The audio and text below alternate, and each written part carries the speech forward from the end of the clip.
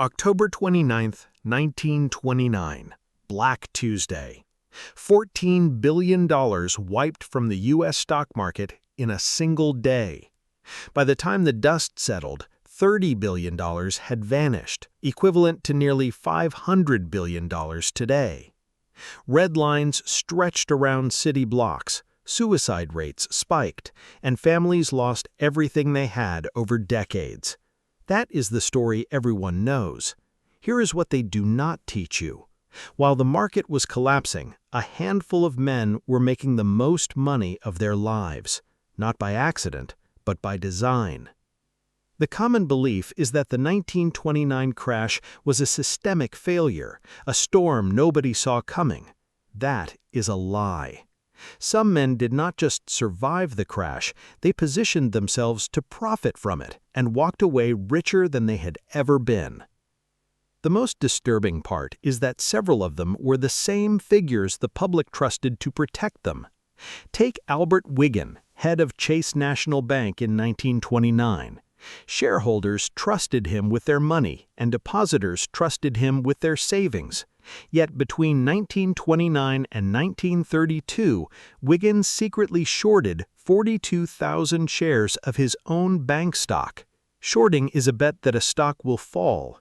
You borrow shares, sell them at the high price, wait for the price to collapse, buy them back at the lower price, and pocket the difference.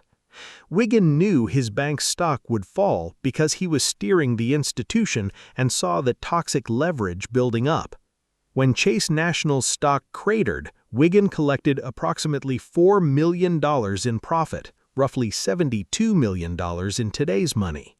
There was no existing law against a bank president shorting his own bank stock while managing its collapse. He bet against his own people, collected the winnings, and was legally allowed to keep them. If Albert Wiggin represents quiet institutional corruption, then Jesse Livermore represents something far more theatrical. He was the greatest speculator in American history, and in 1929 he made approximately $100 million in a single year, the equivalent of $1.8 billion today. Livermore understood that the 1920s bull market was built entirely on borrowed money. Brokers allowed customers to buy stocks on 10% margin, meaning for every dollar an investor had, they could borrow 9 more.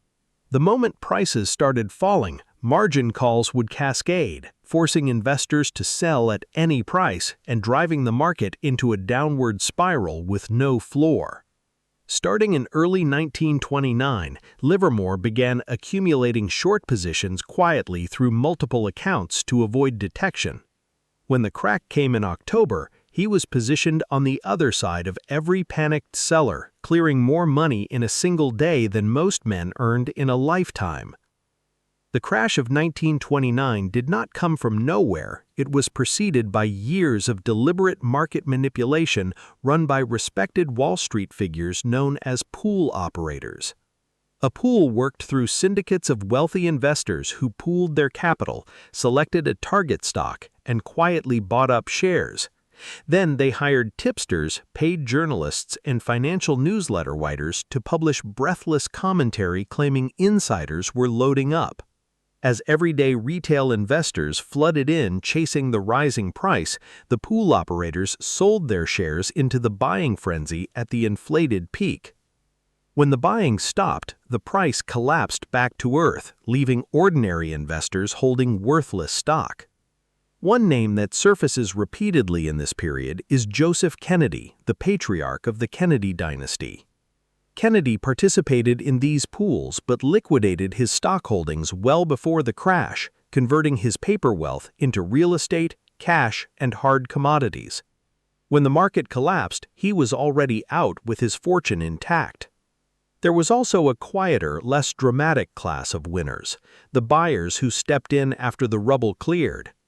Assets did not disappear during the crash, they just changed hands. Factories, buildings, and land were still physically present, but their owners were now desperate for cash. The Rockefeller family used the Depression years to begin construction on Rockefeller Center because land and construction costs were at a generation's low. Because they built during the downturn, they locked in historically low costs.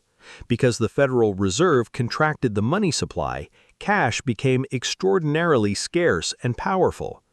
Anyone who held cash saw their purchasing power grow exponentially relative to the collapsing value of everything around them. The crash of 1929 revealed a harsh reality. The men who profited were not operating outside the system, they were the system. The manipulation, insider trading, and short selling of your own institution were not illegal at the time because the laws hadn't been written yet.